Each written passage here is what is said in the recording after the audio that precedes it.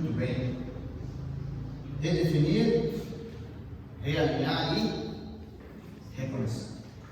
São as palavras que definem a carta aos Colossenses. Se você gravou isso durante todos esses meses, você sabe do que se trata a carta, o livro de Colossenses.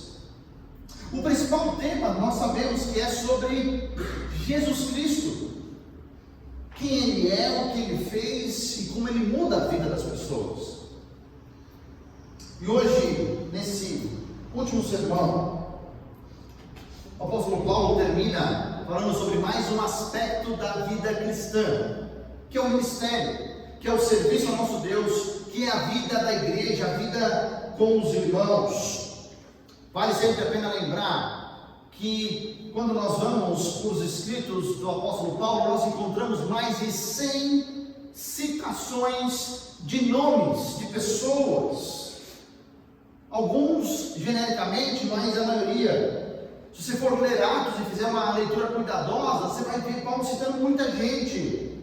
Se você quiser pegar só um capítulo para ver quantas pessoas ele cita, fique no capítulo 16 de Romanos, onde o apóstolo Paulo cita 26 amigos.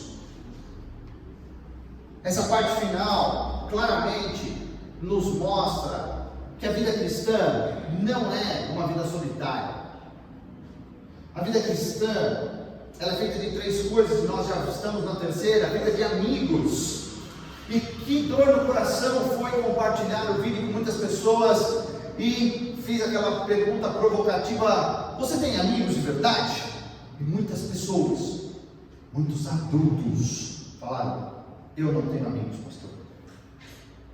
Eu não tenho um amigo cristão. Eu não sei se são as pessoas que não sabem ser amigas, ou não procuraram, ou não sabem a importância de se ter um bom amigo cristão. Semana passada nós vimos sobre intercessores, sobre orar pelos outros e também ter pessoas que oram por nós. Não de qualquer maneira, imagina, batalhando, agonizando, suando, como ali o nosso irmão Epáfras. Ele orava e Paulo era comovido. Isso é chuva?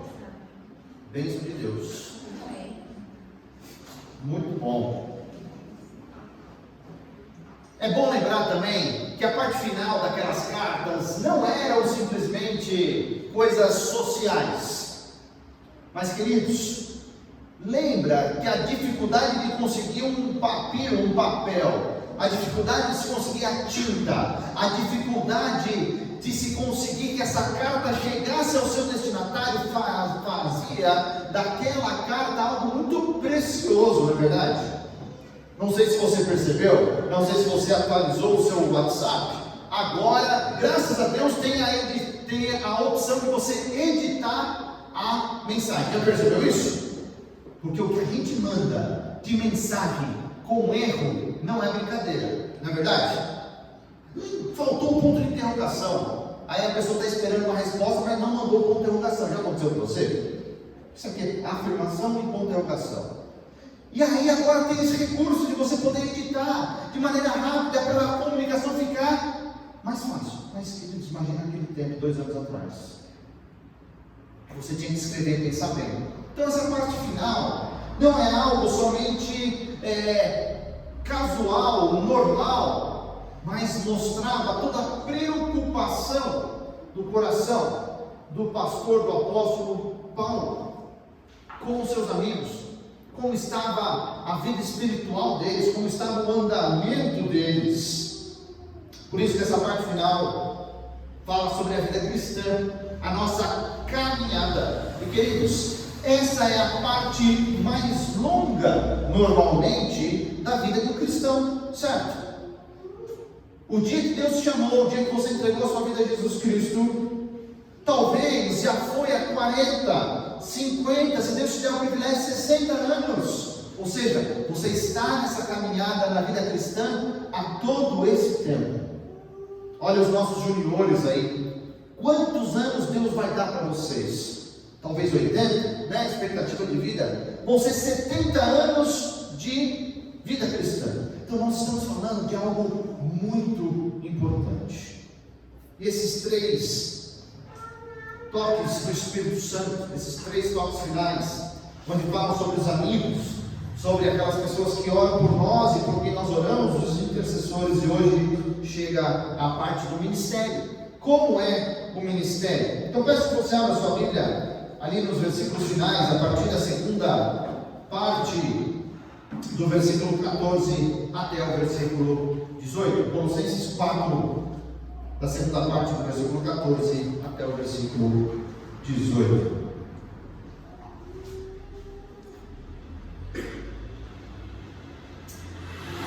Diz assim a palavra de Deus: Demas enviam saudações, falou de Lucas antes. Saúdem os irmãos de Laodiceia, bem como Ninfa e a igreja que se reúne em sua casa. Depois que esta carta for lida entre vocês, façam que também seja lida na igreja dos Laodicenses, e que vocês igualmente leiam a carta de Laodiceia. Digam a Arquipo: cuide em cumprir o ministério que você recebeu do Senhor. Eu, Paulo, escrevo esta saudação de próprio punho. Lembrem-se das minhas algemas. A graça seja com vocês. Vamos orar. Pai querido, após a leitura da tua santa palavra, Senhor, pedimos pela ajuda, pelo socorro do Espírito Santo em nossas vidas nesse momento, trazendo a iluminação necessária para o entendimento e a prática desses versículos em nossa vida. É o que nós pedimos ao Senhor, por meio de Jesus Cristo. Amém. Nós vamos ver nesses versículos finais 4 pessoas, bem diferentes uma das outras, talvez em níveis diferentes, talvez com anos de caminhada diferentes, mas 4 pessoas marcantes no ministério.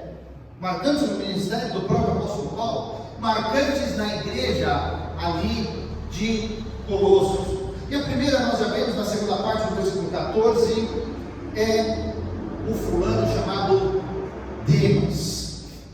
Quem é Demas? Não sei se você se lembra, ele é citado além daqui outras 2 vezes na palavra de Deus.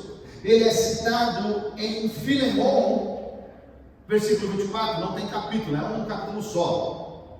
E lá no versículo 24 de Filemon, Paulo chama Demas do seu cooperador, alguém que estava ajudando. Aqui a gente vê que mudou um pouquinho. Está escrito somente: Demas envia saudação. Não tem nenhuma identificação, não tem nenhum elogio. E o pior acontece quando nós vamos a 2 Timóteo, capítulo 4, versículo 10, diz assim: Demas, amando este mundo, abandonou-me. Nós já tratamos de outra pessoa que havia abandonado o apóstolo Paulo, lembram dele? João Marcos. Mas de uma maneira muito diferente, agora nós estamos tratando de alguém que parece que nunca foi restaurado no tempo bíblico, no tempo onde nós temos o registro da vontade de Deus a nós. Diferente de João Marcos, que no final o apóstolo Paulo fala: agora chama ele, porque João Marcos me é útil. Oh, imagina você ouvir isso, que você é útil para o ministério, mas Demas não. E em 2 Timóteo o apóstolo Paulo fala que o pecado dele foi amar o mundo. E aí o pessoal que fez discipulado sabe muito bem que essa é quase uma aula inteira que fala o que é o mundo. São as pessoas? É a criação? O que ele está querendo dizer com Demas amar o mundo? Porque se a gente vai lembrar o versículo talvez mais conhecido da Bíblia, João 3,16, Deus amou o mundo, não é verdade? Mas Deus amou humanidade. E porque aqui está sendo uma condenação de Demas amar o mundo, bem diferente do que Deus fez. Pelo simples fato que aqui está falando do sistema que vai contra os valores de Deus. Se existe um sistema que sempre vai estar, é o sistema chamado mundo. Porque se Deus diz A, o mundo vai falar, não é B não, gente, é Z. É totalmente oposto. Totalmente oposto. Uma definição que eu encontrei é essa: é uma sociedade sem Deus. Teve até filósofo que tentou escrever que Deus já está morto, na verdade. Só que quem está morto de verdade é esse filósofo, não Deus. Então, Demas, ele amou tudo aquilo que o mundo lhe podia oferecer. Quando nós vamos para a palavra de Deus para entender o que é isso, o apóstolo João nos ajuda lá em 1 João capítulo 2, falando o que é o mundo: a cobiça da carne, a cobiça dos olhos e a ostentação dos bens. Interessante que hoje em dia existe até um tipo de música que chama música ostentação. Já ouviu falar?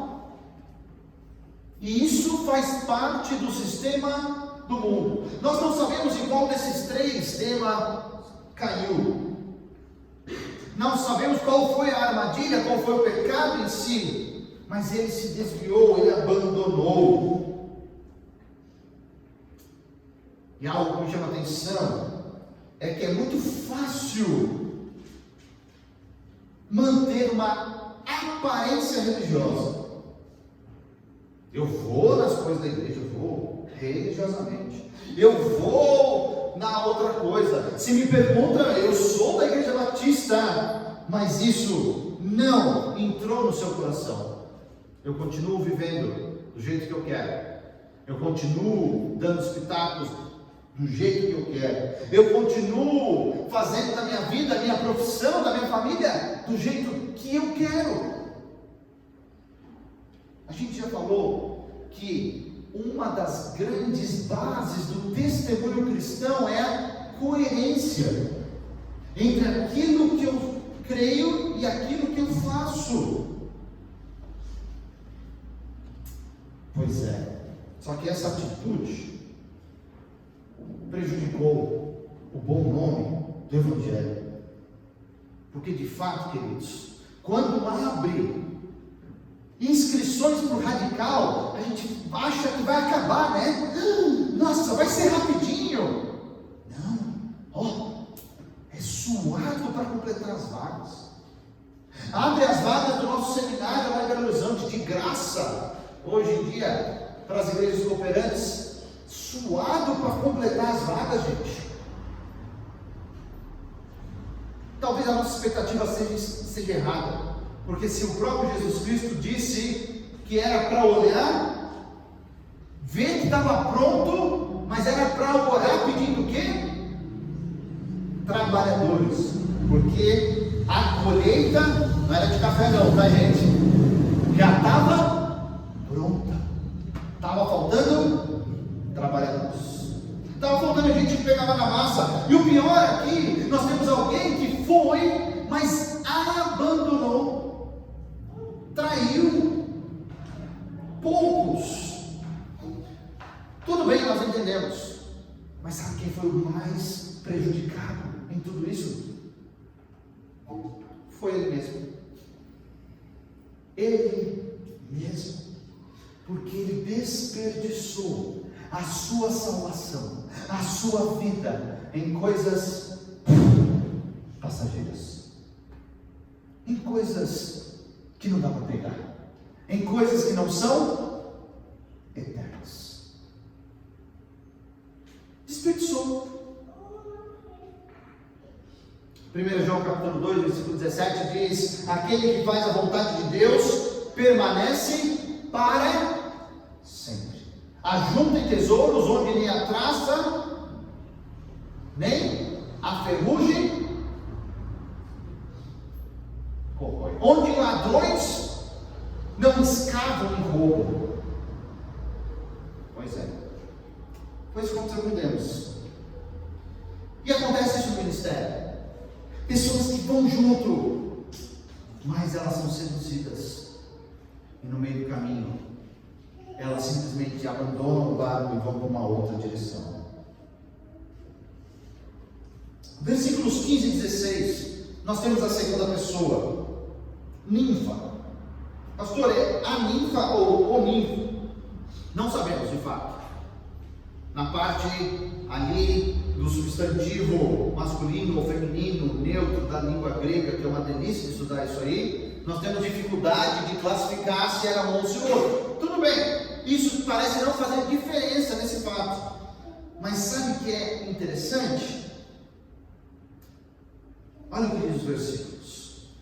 Saúda os irmãos de Laodiceia, bem como Ninfa e a igreja que se reúne em sua casa. Esse é o fato mais importante para você saber sobre Ninfa. Existia uma igreja que se reunia na sua casa. Alguém que estava aberto completamente. Alguém que estava ali preocupada com o bem-estar espiritual das pessoas ao redor. Você pode pensar, mas pastor, eles não tinham um prédio bonito, não tinham lugar, o que estava acontecendo? Eles tinham vendido, não tinham alugado ainda? Não.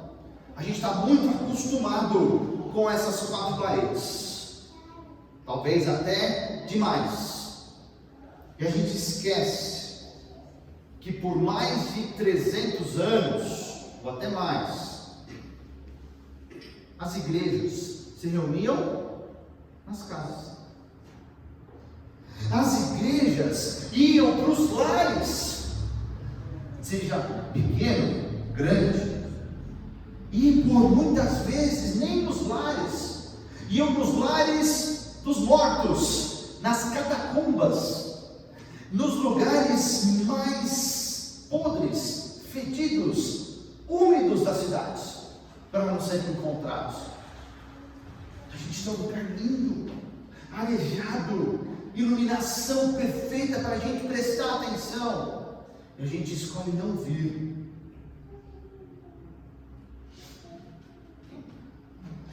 Ainda hoje, queridos, muitas igrejas começam no lar do fulano da ciclana, como começou no meu lar quando a gente morava no interior de São Paulo. Que delícia crescer em tamanho da Sofia, com uma igreja começando na nossa garagem. E muitas vezes começam assim. Ou você nunca ouviu que a Microsoft, que a Apple começaram em uma garagem? Só que a igreja é muito maior do que isso. É muito maior de qualquer empresa de tecnologia, de qualquer empreendimento humano. É muito maior. E Deus quer usar a sua casa, o seu lar, para isso. Sabe por quê? A grande verdade que nós chegamos é que não importa onde a gente se reúne, não importa onde essa comunidade de fé esteja, importa sim quem manda, importa quem toma as decisões e quem está no centro. Se é Jesus Cristo, vamos em frente. Ou você acha que os nossos missionários na China, na Coreia do Norte, vão ter um prédio bonito desse para começar uma igreja? Não, nas casas.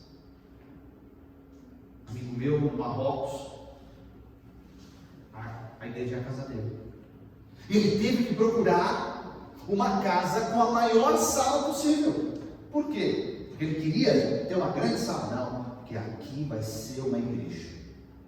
O meu lar à disposição do rei e do reino. Que diferença que faz isso, gente? Faz muita diferença. Versículo 16, a continuação sobre Ninfa, diz assim: depois que essa carta for lida entre vocês, façam que também seja lida na igreja dos Laodicenses, e que vocês igualmente leiam a carta de Laodiceia. Então, Paulo está preocupado aqui que aquilo que ele escreveu, que era difícil, um acesso difícil, fosse lido também na igreja do lado. Ou seja, uma carta que deveria circular entre as igrejas daquela época. E nós temos tudo prontinho, não é verdade? Circulando por todo mundo, pela internet, e até se alguém de vocês for mandado a Marte ou a Lua, pode ler de lá, de um aplicativo ou físico. Mas era para ler. Interessante que ler aqui dá a intenção de ler em voz alta. Não é para fazer uma cópia para cada um e vai ler em casa. Não. É para ler no culto público. É para ler diante de todos. Para que por meio do ouvido a gente aprenda. Para que a gente possa aprender a ouvir a palavra de Deus. Se tem uma coisa hoje na nossa sociedade, é que muitas pessoas querem falar, mas poucas ou nenhuma querem ouvir. Que dificuldade é fazer as pessoas ouvirem. Essa leitura da palavra de Deus no culto público. O que nós fazemos desde o início do nosso culto até o final, onde nós lemos, nós cantamos, nós oramos, nós explicamos, aplicamos só uma coisa: a palavra de Deus. As crianças estão sendo ensinadas só uma coisa: com a palavra de Deus. Queridos, já me chama a atenção também que, apesar do contexto específico de Colossenses, lembra? Judaizantes, aqueles místicos, aquelas pessoas legalistas e tudo aquilo era para aprender com o exemplo daquela igreja. Então, Laodiceia, amigos, pode chegar essa heresia aí. Então, leiam essa carta aqui. Ela servia para todos. E ela serve a nós hoje. Sabe por quê? A Bíblia, queridos, de maneira nenhuma pode ser editada, mudada nos seus originais, para que ela ganhe relevância. Tem uma versão nova que ela vai ser mais relevante. Não, ela já é relevante. Tem um problema novo aqui na sociedade que a Bíblia não trata. Não, ela já trata do coração do homem, que é tremendamente pecaminoso. Por isso que a Bíblia se aplica a todos os tempos, a todas as culturas e a todas as pessoas. Essa é a grande diferença de você ter um livro vivo com livros mortos por aí das outras ditas religiões. Essa é a grande diferença. Muito bem, falamos sobre duas pessoas. A terceira pessoa é Arquipo, aí no versículo 17. Vimos uma pessoa no ministério que abandonou. Vimos outra que abriu a sua casa. E agora vamos ver o que Arquipo fez. Arquipo é citado em Filemão, versículo 2. Essa impressão que o apóstolo Paulo está endereçando a carta de Filemão a toda a sua família, nos traz a clara impressão que Arquipo era filho de Filemão. Mas acima de tudo, como diz no versículo 2, ele era o líder, ele era o pastor ali daquela igreja na casa de Filemão. Com isso, a mãe era a dona Áfia, que nós vemos lá em Filemão, capítulo 2, no versículo 2. E o que Paulo fala a esse jovem pastor que tinha uma igreja na sua casa? Vamos ler. Digam a Arquipo: cuide em cumprir o ministério que você recebeu no Senhor. Que incentivo, não é verdade, gente? Imagina o apóstolo Paulo falar: meu amigo, vá em frente. Mas também me fez pensar o que estava acontecendo. A gente não tem outras informações. Será que Arquipo estava meio desanimado?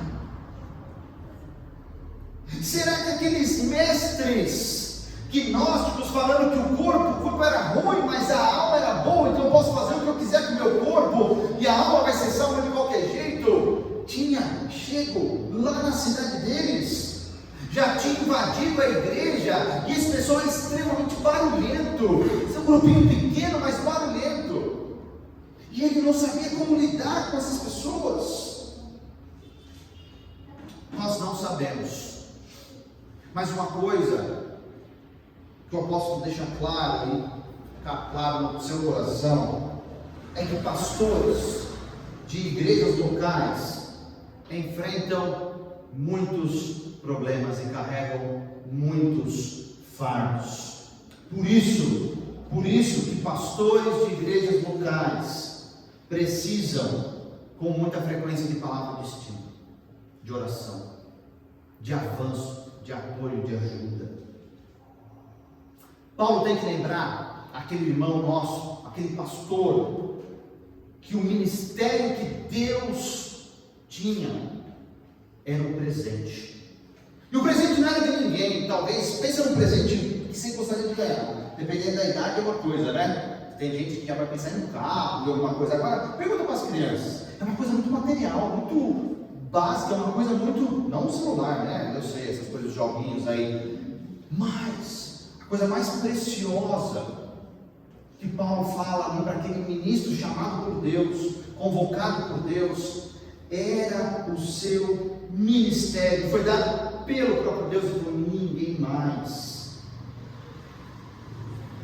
Ele tinha sido chamado, ele recebeu o ministério do Senhor. E queridos, de maneira geral, ministério não é algo que eu e você entregamos para Deus, fazemos para Deus, como se Deus precisasse da gente. Se não fosse por mim, não ia acontecer. Não, se tem essa ideia, pode apagar, deletar da sua cabeça. Não, ministério em primeiro lugar é algo que Deus faz em mim, no meu coração, e depois de fazer em mim, Ele vai fazer por meio de mim. Não é algo que você está entregando a Deus, é algo que Ele está fazendo em primeiro lugar em você. O que Deus está fazendo em você? O que Ele tem trabalhado em você para você abençoar outros no futuro? Para passar, eu já passei por isso e Deus me deu a vitória e a gente caminhou e foi assim assado. Eu posso te ajudar. Isso é ministério. Isso é ministério. Essa palavra que o apóstolo Paulo usa em cumprir, fala do nosso Deus que tem propósitos claros, que Ele sabe exatamente aonde nos levar, se a gente deixar, se a gente abrir o nosso coração para cumprir, para realizar aquilo que Deus tem na nossa vida, não o que eu tenho para a vida dos outros, nem para a minha vida é. Se você se lembra bem, eu e você fomos preparados de antemão para as boas obras. Você está deixando Deus te usar para fazer essas boas obras que Ele preparou antes da salvação?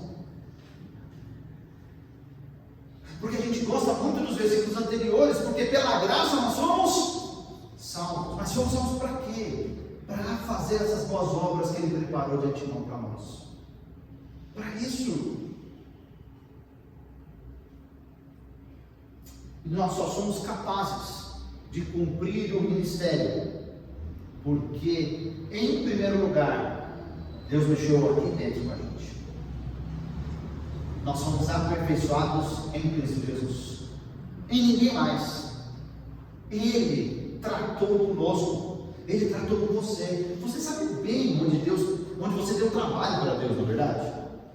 Onde Deus teve que te tratar em muito, ou ainda está tratando. Porque, querido, tudo que a gente faz aqui, tudo que a igreja faz, se você acha que doutrina é pesado, é só para um grupo seleto de pessoas, você nunca vai chegar à aplicação daquilo, à vivência daquilo.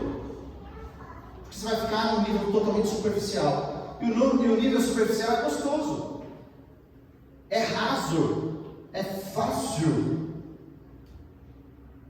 E nós vemos já que eu e você, em Jesus Cristo, nós temos tudo aquilo que nós precisamos. Lembra quando a gente falou sobre as linhas de suprimento na Segunda Guerra Mundial?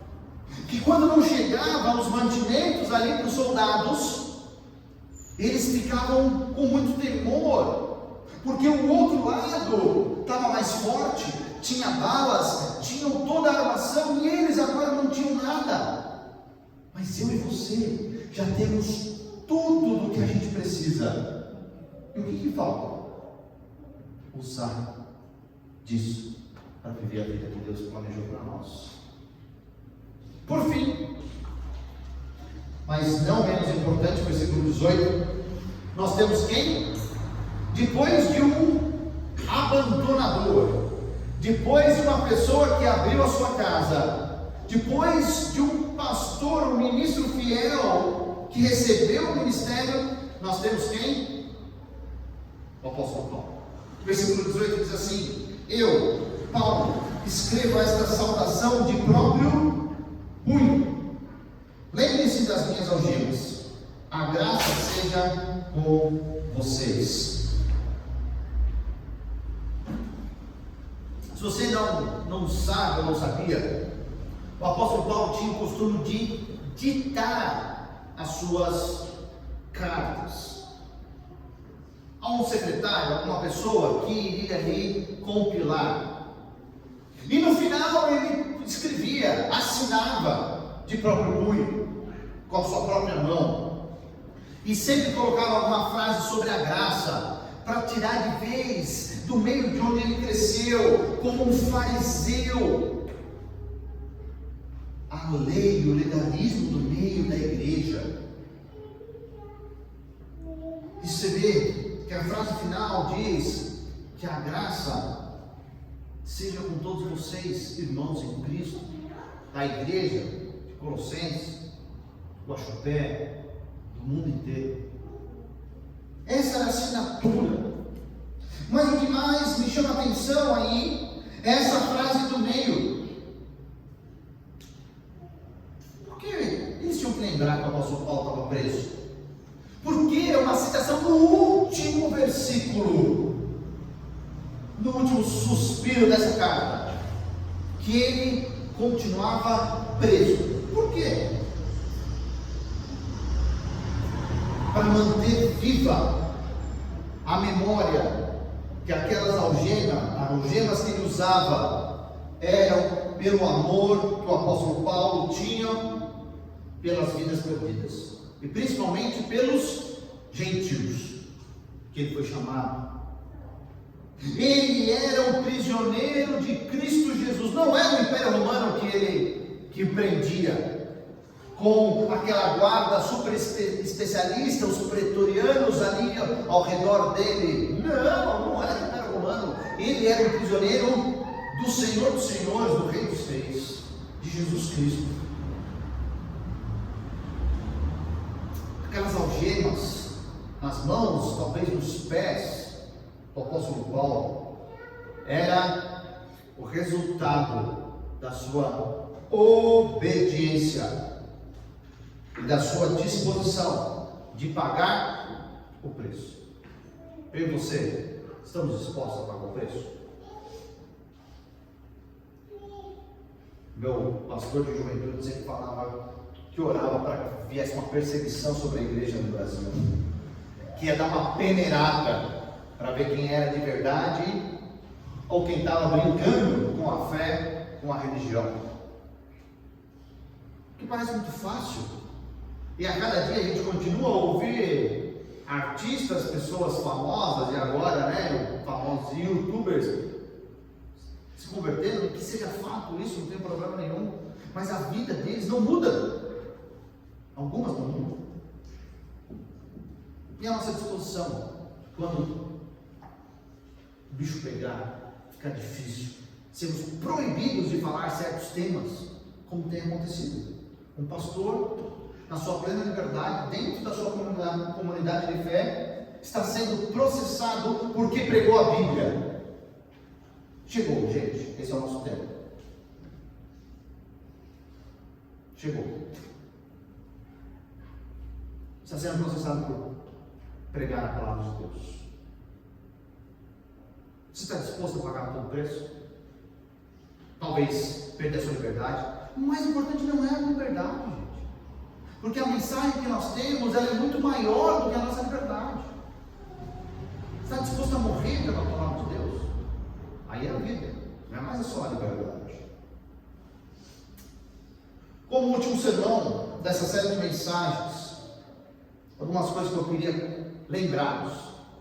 Primeira delas, que você é completo em Jesus Cristo. Que eles estavam faltando.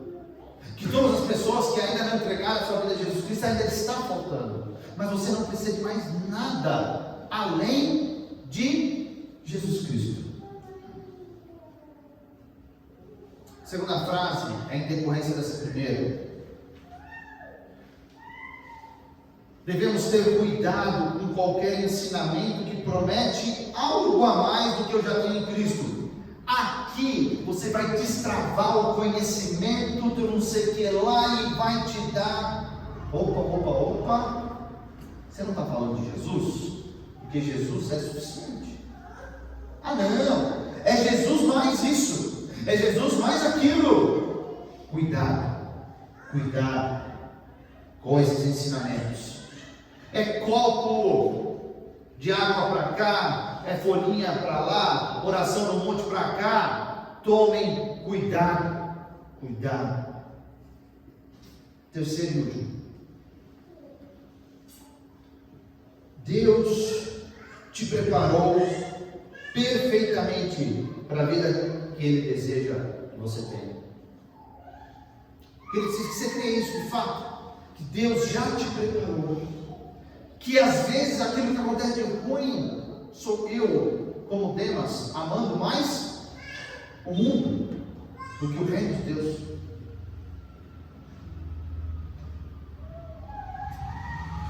A minha oração com vocês desde o primeiro dia, desde 2016, é que o nosso Senhor nos ajude a viver como cristãos completos em Cristo Jesus.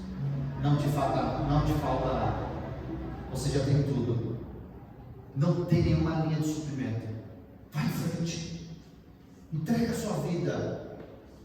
Trabalhe. Se esforce. Vale a pena. Que o Senhor nos ajude a viver como cristãos completos. Vamos orar.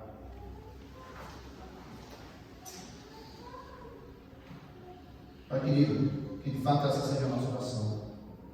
Que o Senhor ajude a cada um aqui nas suas dificuldades, de viver o cristianismo como o Senhor planejou, não o cristianismo que eu quero, não o cristianismo que eu acho que é legal, mas o cristianismo como está na sua palavra, Pai. Sigamos o nosso Mestre Jesus Cristo, que entregou a sua vida pela causa. É a nossa oração, em nome de Jesus. Amém.